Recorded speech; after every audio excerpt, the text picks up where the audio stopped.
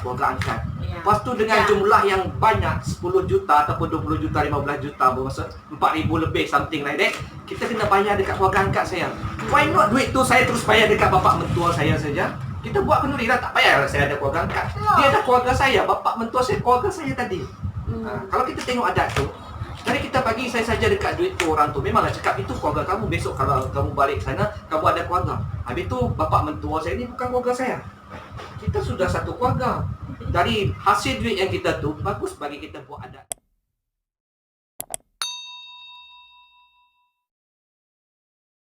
Gitu. Karena kalau sampai tua, itulah kendalanya kalau menikah sama perempuan Batak gitu. Iyalah, tapi memang karena adat Batak itu, karena kami ini kalau kami ini di sana dibilang Boruni Raja, kami ini putri-putri raja gitu. Iya kan Kak? Boruni Raja, kami ini Boruni Raja, dan kalau laki-laki itu anak Niraja gitu. Oke, sebab itulah banyak orang Sabah Sarawak kawin dengan orang Batak, dia tak berani balik kampung. Jangan efek. Balik memang 5,000 kena habis tu. Iya, karena keluarga besar, bukan ada anak satu dua. Yalah. Tapi itu pendapat saya lah. Setiap orang ada pendapat masing-masing. Tapi saya tahu kalau saya belajar dari segi sosial logi orang Batak, dia memang macam tu background dia. Dia malu. Kami dari mungkin lahir kami sudah diperkenalkan dengan ada istiadat ya. Kami orang kan nak cakap Iban tak ada, Iban ada, tapi dia bila dia kenal Tuhan, dia memudahkan segala sesuatu. Masa cakap, kalau orang tahu kawan Iban tu macam mana, dia memang kenduri dia tu. Kalau orang tahu satu rumah panjang, tak apa, tunggu hujung tahun saya balik, saya tengok, saksikan macam mana orang Iban tu. Baru 3 hari lalu kok kita sembang ya kan Kak, yang aku nanya tentang adat itu. Aku pun jadi geram sendiri ya kan. Kok kakak nggak mau sih ngenalin adat kita ke abang sama ke Well gitu.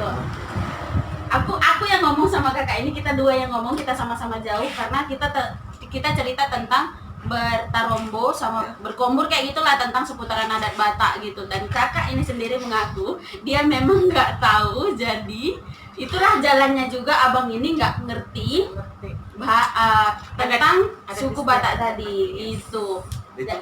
Jadi dari kakak. Tapi malang lah kalau dia banyak adik-beradik lelaki, memang dia habis kalau dia orang buat.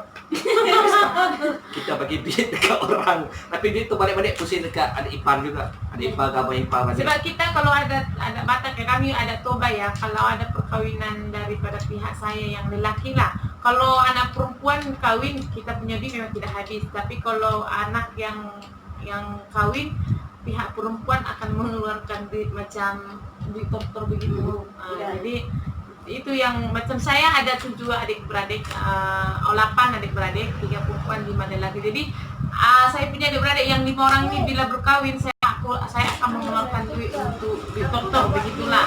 Belum lagi dengan kami punya tambang ongkos lagi apa semua. Jadi itu yang dia kata bila ada anak lelaki jadi banyak habis. Kalau dari segi ada istiadat ini sih memang itu betul ya. Teman kakak perempuan satu aja ya kan? Iya. Macam yang Lesna cakap tadi itu, mungkin ya saya tidak pandai dari segi adat istiadat. Bukan ibu bapak saya tidak ajar saya adat istiadat. Kadang-kadang apabila saya balik kampung, dia orang bercerita juga, tetapi ya mungkin saya tidak minat kah, ataupun mungkin sebab saya sudah berkawin dengan dia, jadi saya tidak ambil berat. Karena sudah tinggal jauh dari kampung. Ya, oke. Saya punya prinsip begini. Oke, saya sudah kawin di Malaysia. Saya kalau nak belajar ada istiadat, itu ada istiadat Batak macam tarombo itu apa? Tarombo itu penting sih, tapi macam tarombo yang lebih besar itu kalau saya bawa ke sini pun saya tak ada, di sini tidak ada acara ada istiadat. Jadi buat apa begitu? Jadi itu adalah saya punya prinsip lah masa berkawin dengan dia. Sebab itu saya tidak terlalu ambil berat pasal adat begitu. Sebab dan saya pikir ada istiadat itu adalah kita manusia yang menciptakannya, kita sendiri yang membuat ada istiadat itu. Dan sebenarnya kenapa ada istiadat itu dibuat pada mulanya, saya rasa itu adalah untuk cara kita menghormati kita punya orang sekeliling. Sebab zaman dulu agama tiada, agama tak ada. Jadi orang-orang Batak membuat ada istiadat untuk kita bagaimana bagaimana cara kita menghormati orang tua, bagaimana cara kita memanggil dia, bagaimana cara kita nak berhadap dengan masyarakat. Jadi kita dibuat ada istiadat begitulah. Jadi apabila kita sudah ada agama, ada istiadat itu bukan berarti tidak bagus ataupun tidak diperbolehkan masuk, tetapi kita boleh cut mana yang penting dan mana yang tidak, begitulah. Jadi macam saya adalah Boru Hutapea, yang sama dengan saya Pangaribuan. Jadi itu saja saya tahu. Itu saja saya tahu. Lepas itu mama saya Boru Sitanggang. Mama saya Sitanggang itu adalah kumpulan Parna. Jadi dulu masa saya di Indonesia saya masih tahu Parna itu berapa banyak, tetapi sekarang sudah di Malaysia saya sudah lupa, jarang-jarang berbicara pasal itu marga. Jadi yang saya sedikit banyak saya tahu lah yang semarga dengan mama saya, contoh Sitanggang, Simbolon, apa lagi ya? Banyak Parna. Banyak lah Parna. Jadi kadang-kadang kalau kenalan dengan orang Batak beberapa itu masuk Parna kan, begitu. Kalau saya dengar macam lain dia punya marga kan, itu Parna kan. Jadi kalau Parna kita harus panggil apa, begitu. Jadi kalau satu marga dengan saya, kalau kita di Indonesia kita harus tahu urutan dia kan, urutan nomor dia gitu. Tetapi itulah saya mungkin salah satunya adalah saya punya ingatan tidak berapa bagus, jadi kadang-kadang lupa gitu, bukan kadang-kadang memang lupa nomor berapa pun begitu. Jadi tidak ambil berat lah, tidak ambil berat pasal adat sekarang ini lah. Oke, jadi guys, agak melenceng sedikit pembahasan kita ke adat karena pertanyaannya tadi gimana pandangan orang tua terhadap pernikahannya kan. Terus jadi sebenarnya kakak ini bukan nggak cinta Indonesia ya, sekali lagi ditekankan, bukan nggak cinta Indonesia. Dia cinta Indonesia, dia bukan melupakan adat istiadat dia. Cuma kan orang kan beda-beda, kadang orang ada yang ada cepat tanggap ke sesuatu itu, tapi kakak ini mungkin ngehnya nggak ke sana gitu. Dia nggak gimana sih, memang nggak apa lagi di situ gitu. Memang kalau dibawa ke sini pun adat tadi nggak bisa dipakai lagi ya. Kalaupun dia balik mau ke kampung mau ngikut adat, dia boleh ngikut orang tua atau adiknya atau keluarga yang ada di sana yang boleh mengajari dia kayak gitu. Oke, saya jawab yang melenceng tadi tuh. Oke. Boleh jawab. Belum jawab lagi. Ya. Tadi belum Oke. dijawab lagi. Kalau dari segi saya memang belum jawab lagi. Tadi belum dijawab lagi. Kalau dari segi saya memang betul-betul saya akui tidak diizinkan. Nggak direstui. Nggak direstui, kayak akunya anak durhaka. Oke, pada mulanya itu saya minta izin. Masa itu saya masih berkawan dengan dia. Saya kata saya berkawan dengan warga negara Malaysia. Saya cakap, dia orang terkejut. Gimana kau boleh kawinnya? Begitulah. Lepas itu dulu saya ada uncle di sini ataupun tulang saya di sini. Dan dialah yang menjadi jembatan antara kami lah, antara saya dengan keluarga saya di kampung. Bukan tulang tuh tak, bukan tulang rusuk. Tulang tuh pakcik. Iyalah Pak Uncle kan saya sudah cakap. Takut orang Malaysia tengok dia tak tahu. Iya, saya sudah cakap paman kan. Dialah yang menjadi macam jembatan kami lah, jembatan saya kepada keluarga saya, kepada dia untuk menyatukan kami itu. Dia kata sebelum saya berjumpa dengan kau punya calon, saya tak akan bagi kau kawin di sana. Sampai saya punya tulang ada satu rancangan, dia cerita sendiri dengan saya, kalau dia tengok saya punya calon ini tidak sesuai dengan apa yang dia harapkan, apa yang dia inginkan, dia nak bawa saya lari diam-diam. Dia nak bawa saya lari diam-diam, kira dia nak balikan saya diam-diam ke Indonesia lah. Sebab nggak jadikan kalau dia abang ini nggak oke, nggak bagus, nggak sesuai sama apa yang mereka harapkan lah. Yalah, kriteria handsome tuh dia handsome lah. Bukan. Oke, begini, sebab di tulang saya dulu itu di Johor. Di Johor itu adalah banyak orang Sarawak Iban. Ya. Kebanyakan orang Iban adalah peminum, pemabuk, guys. Jadi dia ingat saya punya suami ini adalah ya mungkin kategori gitu-gitu kan. Jadi kalau dia adalah pencinta oleh minuman keras, kategori enjoy ya. Kategori enjoy begitu. Sebab kebanyakan orang Iban memang bukan orang Iban saja, Sabah kalau dia bukan peminum, penjudi, adalah something yang membuat yang makan babi yang tidak bagus begitu guys ya. Jadi itu yang saya punya pakcik lah, saya punya uncle tengok macam mana kriteria dia begitulah. Jadi bila dia tengok puji Tuhan mereka pun berkenan, Dan dia kata dengan dia punya kakak tulang itu adalah adik daripada mama saya, adik lelaki. Jadi dia kata, "Kak, jangan risau, saya sudah nampak dia punya calon, kasih setuju saja." Barulah mama saya setuju, barulah kami berkahwin. Saya pun tak tahu apa lagi lain dari saya pun tak tahu. Nanti balik kau tanya. Still saya manusia yang tak sempurna, oke? Karena kepikiran kan kalau orang tua itu nggak mau anaknya jauh, Jauh. Dan orang tua itu kepikiran kalau udah di luar negara itu udah jauh, udah susah mau jumpa, susah mau pulang kampung, dan nyatanya memang susah pulang kampung ya kan. Nah, dan kenyataannya memang seperti itu, seperti yang ditakutkan orang tua kayak gitu. Iya, Ya, memang ya. lah. Tapi kan kalau balik kampung kau 1.000 kumpulnya balik. Kampung aku 1.000 Tak cukup balik. sampai di tengah Sampai malam mana itu habis? Bukan sampai pun masih di atas lagi. Belum benar. Nah, kira-kira begitulah maksud dia. Jadi tak payah balik lah. Aduh, mana boleh. Oke, oke. Terus itu juga chef saya. Tak tahu masak air beritahu saya. Jadi orang kata kalau perubahan yang drastis mungkin tiada.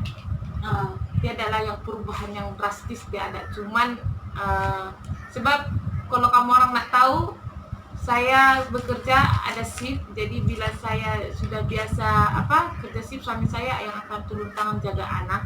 Jadi bila saya kerja pagi saya tidur, dia yang bangun untuk bagi susu anak. Jadi dia yang menyusukan anak, bukan saya. Jadi nak kata perubahan drastis itu cuman ada satu saja yang paling saya tidak suka dengan dia. Mungkin saya adalah jenis yang orang kata yang mau sentiasa yang bersih ataupun rapi dulu kan. Jadi bila dia mandi, dia punya tuala tuh dia suka hati saja. Di mana saja tuala, di mana. Jadi itulah jadinya membebel tadi. jadi saya selalu tekankan dengan dia, habis mandi tolong towel letak di tempat dia. Padahal kita sudah sediakan tempat begitu. Jadi itu yang inilah yang saya tidak suka dengan dia. Dengan tak kira lah baju ke apakah semua itu suka dia letak. Begitu. Dia buka celananya diri gitu. Kakak kan udah merasakan tinggal di sini sama tinggal di Indonesia, kerja di sini sama kerja di Indonesia. Terus itu perbedaan yang besar yang kakak rasakan antara kehidupan di sini sama di Indonesia itu apa? Memang kalau perbedaan besarnya itu kalau bagi saya lah dari segi kalau pekerjaan bagi saya sama saja ya. Pekerjaan sebab dulu pun saya kerja PT, kalau kita di Indonesia PT kan. Saya dulu kerja PT, di sini pun saya kerja PT. Jadi bagi saya kalau pekerjaan itu adalah sama. Dan perbedaan besar kalau bagi saya adalah biaya hidup. Biaya hidup. Kalau dulu saya waktu bujang, saya rasa waktu bujang adalah waktu yang paling best lah bagi saya. Sebab kita sendiri kan masih untuk kita pikirkan, kita belum ada lagi pasangan, kita belum ada lagi anak. Jadi contoh kalau kau nak makan sesuatu itu boleh kau targetkan, kau beli barang lah, 5 ringgit kau beli barang itu boleh kau masak dalam masa 3 hari kau makan. Itu masa zaman saya 2008 ya. Aku terkejut dengar 5 ringgit mama. Itu 2008 ya, 2008 betul. Contoh kau beli tahu, kau beli sayur, lepas itu kau belilah ikan 3 ekor ataupun 5 ekor begitu kan. Jadi itu sangat sangat berbeza lah dari segi keuangan di sini dan juga di Indonesia. Sebab dulu saya bekerja di Batam. Di Batam kira mahal dia punya biaya hidup. Sebab mungkin di Batam dia era industri ya.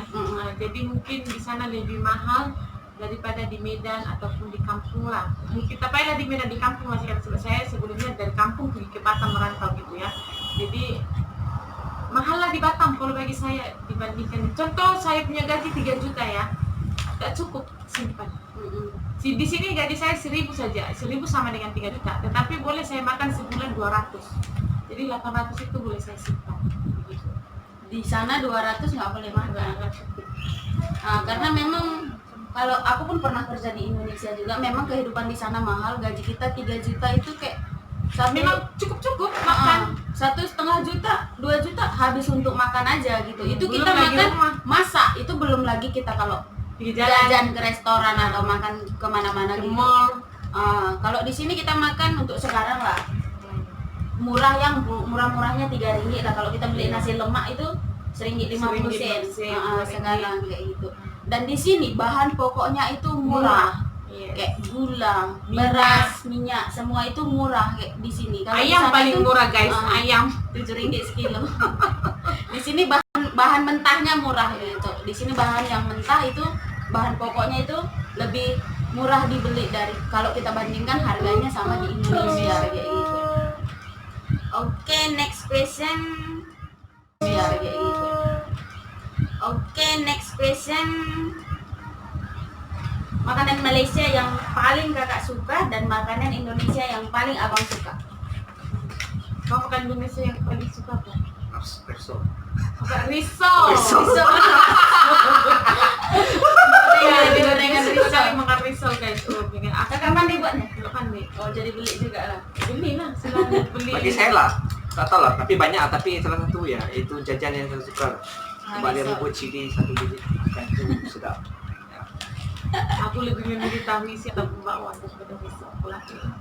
Kalau saya makanan Untuk sate padang. oh sate padang. Iya, Sate Padang memang enak. iya. Sate padang boleh tahan. Belum lagi kau makan nasi padang. Nasi padang sorry lah, tak mau. Nasi Padang makan pakai tangan. Iya, Iya. baru enak. Jilat lagi dibilang. Oke, kalau saya makanan Malaysia yang saya suka apa ya? Apa sih ya? Mesti kau tahu. Kalau Itu makanan Sarawak. Yo, Sarawak tuh bukan part of Malaysia. Iya, Bawa tapi apa kan Malaysia dia juga bagian dari Sarawak Malaysia. pun Malaysia Iya, juga. ayo. Saya pecinta mie guys. Jadi saya suka makanan mie kalau mie Sarawak. Ya. Nah, kalau di Pulau Pinang laksa Sarawak. Laksa Laksa Pinang. Nah, Memang saya Makanan laksa, aku laksa kurang. Oke, laksa dulu pada mula datang sini kan saya kata dengan kawan-kawan satu kilang lah makanan apa yang famous di sini yang paling sedap begitu lah. Coba laksa, coba dia kata macam itu. Oke, saya coba order. Sekali makan langsung mulut muntah guys itu. Wah, langsung tak sentuh lagi laksa. Tapi tak tahu kenapa. Oh my god, sekarang jadi suka dia. Aku pun pernah makan laksa 1 kali aja, aku pernah coba di KL. Sampai sekarang aku tak pernah beli lagi. Rasanya kayak masam-masam kayak gitu kan. Masak amis sebab dia ada ikan. Jadi Saya suka. Enak. aku 1 kali beli sampai sekarang nggak pernah coba lagi. Memang udah lidah kampung aja gitu. Makanan kesukaan aku jengkol udah itu. Jengkol. Terus anak udah berapa anak masih satu ya? Sini, Kak? Nak. Duel saja. Kam. Sini bawa kamu temen. tak mau ya. Satu orang guys, baru 1 orang. Dan sudah besar, sudah anak 7 lajang. tahun. Terus bagaimana cara kakak menjaga sama abang, dua-dua ya, menjaga hubungan agar tetap romantis kayak gitu. Romantik. Dan saling mencintai. Kan ada orang di luar sana udah menikah tapi masih jajan di luar gitu, atau di Dia nggak rumah tahu jajan di berantem luar. gitu. Jajan di luar nggak tahu. Apa beli makanan? Bukan, itu cari ayam di luar gitu. Oh jajan, aku tak Oh, jajan kerupuk, makanan. kerupuk. Bukan acar perempuan. Oh. Enjoy ya, sini Oh, bilang enjoy ya. Cari-cari juga, tapi mata Pelakor. cari. Dia mata tuh tengok, masalahnya ialah satu kita tuh lah sebagai seorang lelaki, tengok perempuan tuh biasa lah, tengok perempuan tuh mata kan, tapi nak kata romantik you know, setiap kita ada orang ada waktunya kita akan rasa pasangan kita menjengkelkan orang menjengkelkan. Oke, Menjengkolkan, oke? Oke, menjengkelkan. Kadang-kadang, tapi tak ada lah. Walaupun saya kadang-kadang fed up juga dengan pregnancy saya. Oke, Paling tapi jengkel dia dengan saya. sebab ada masa tu, saya tak suka orang bising-bising. Saya ni suka orang yang peace, damai, relax. Kalau tak boleh bising, nanti nak tidur macam tu. Tapi tetap juga bukan niat, itu pandangan peribadi, dan sejauh mana kamu sayang isteri kamu dan menghargai dia, sejauh tu lah. Mungkin lah perasaan tu mungkin tak terlintas lah niat. Mungkin niat macam mana nak kata niat tak ada tu, terfikir juga tengok orang sana dia bicara isteri. Itu memang ada, tapi bukan alasan kita untuk menduakan isteri kita. Sebab why not, kita dah buat keputusan, itu pasangan kita, itulah sebagai komitmen kita. Dan saya percaya sebagai orang percaya, saya percaya pada Tuhan, itu Tuhan telah tetapkan, itulah tulang rusuk saya, dan dia satu baik buruk dia saya kena terima. Okey, walaupun memang kita akan berargumentasi dengan pasangan kita, Di tak dalam pernah rumah habis. tangga tiada bergaduh. Tiada yang tidak bergaduh. Kamu carilah siapa yang rumah tangga tak bergaduh, bagi tahu saya. Kamu boleh tunjuk dekat saya siapa yang tak bergaduh. Okey? Bergaduh tu perkara biasa, tapi tetaplah rumah tangga tu kita jaga. Maksudnya tetap kita tampar balik, tetap mungkin kita sampai rubuhkan. Okey, rumah kita tu selalu kita memang kena perbaiki.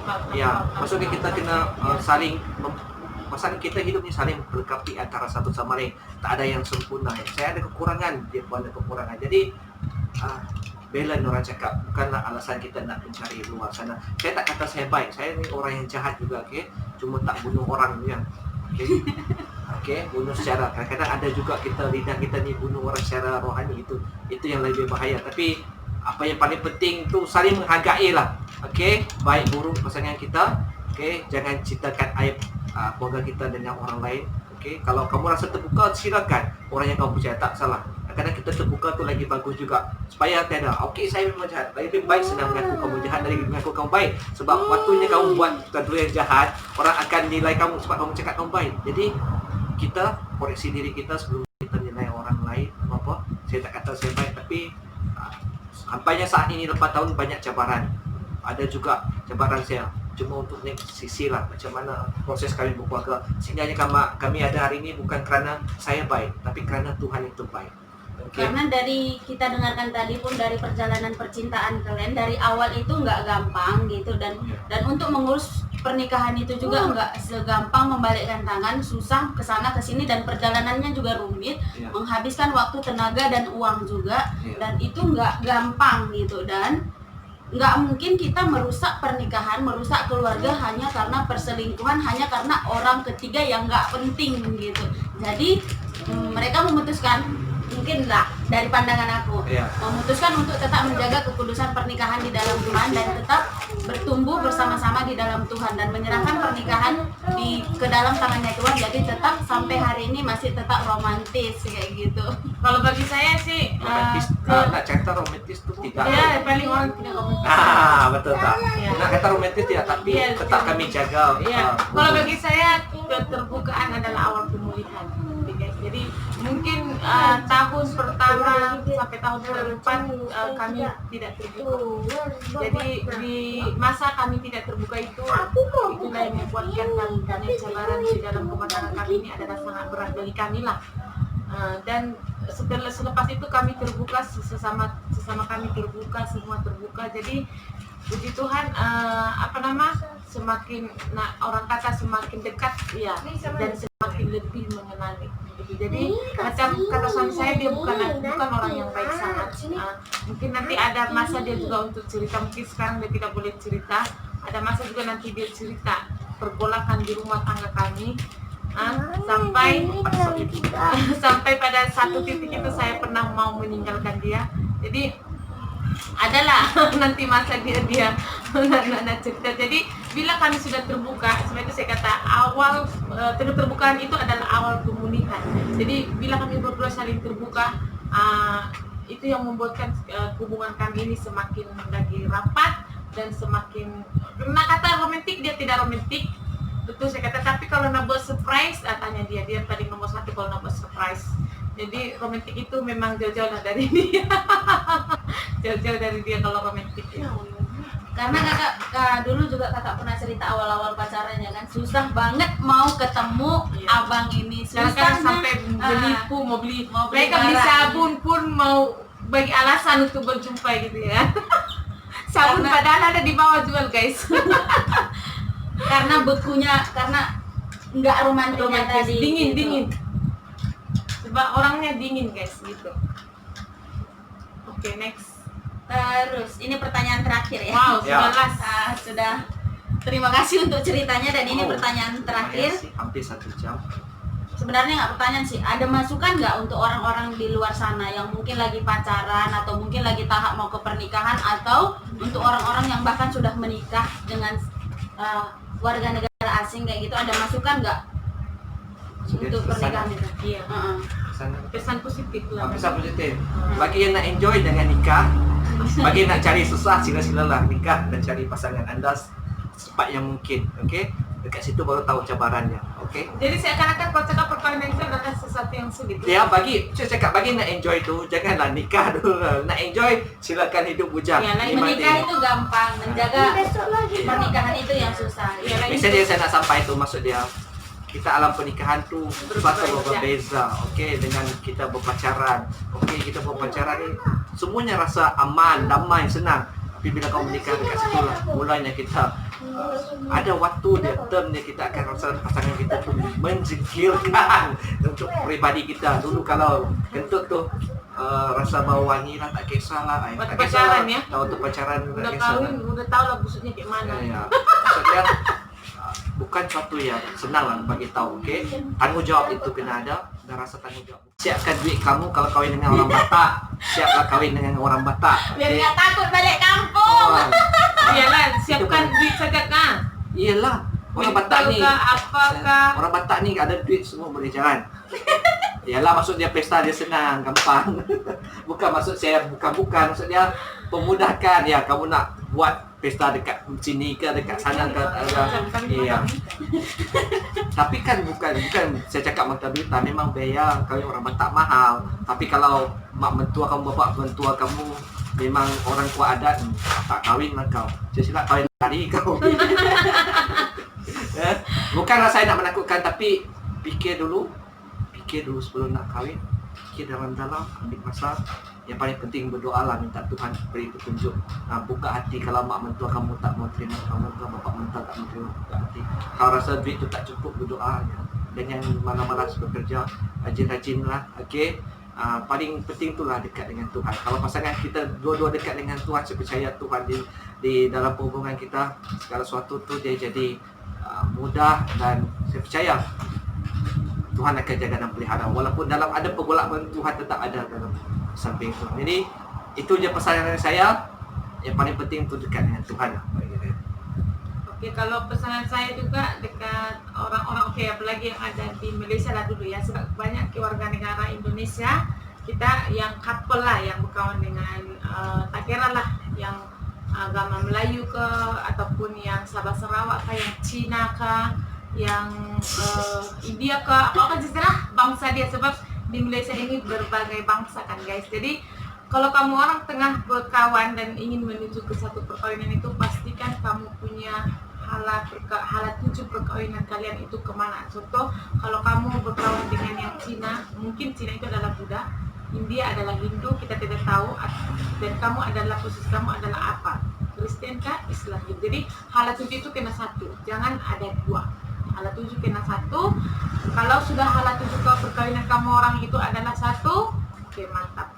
Sebab di dalam perkawinan tiada yang senang, ataupun tiada yang orang kata oke saja perkawinan kami, oke saja perkawinan kami, tidak masalah. Tetapi kalau kita satu tujuan itu, perkawinan kita satu tujuan itu, contoh kita punya keyakinan kita itu adalah satu, jadi kita berdua itu senang mau berkomunikasi gitu. Jadi anak-anak pun senang kita mau didik. Jadi dan teruslah jaga kekudusan kita, teruslah jaga supaya perkawinan kita itu pun akan menerima yang terbaik dari Tuhan. Itu sudah pesanan dari saya lah. Jadi kalau kamu orang ada berkawan dengan warga sini, ya berkawan itu boleh, tetapi kena tetap jaga kekudusan. Itu saja pesanan dari saya. Oke, terima kasih untuk waktunya hari ini, sudah mau diwawancara, sudah mau masuk ke Ini berapa vlognya juta nih bayar? Terima kasih. Jadi ini tadi dia vlognya tentang perjalanan kisah cinta antara Indonesia dengan Malaysia, dengan Semua sedikit lah. tetek bengeknya dia, dengan kesusahan dia dan kebahagiaan dia, dengan suka duka dia. Inilah dia cerita tentang pernikahan mereka. Dan terima kasih untuk Bang Tony, untuk kakak. Yes, Terima kasih untuk sama-sama. waktunya. Dan guys, terima kasih sudah menyaksikan video ini. Jangan lupa untuk like, comment, subscribe, dan share ke teman kamu kalau kamu suka video ini. Dan jangan lupa untuk kunjungi YouTube mereka. Apa namanya? Apai well. Oke, Apai Well, dan linknya akan aku masukkan di deskripsi agar kalian juga bisa agar kalian juga bisa untuk mengkunjungi YouTube channel mereka. Terima kasih, bye bye.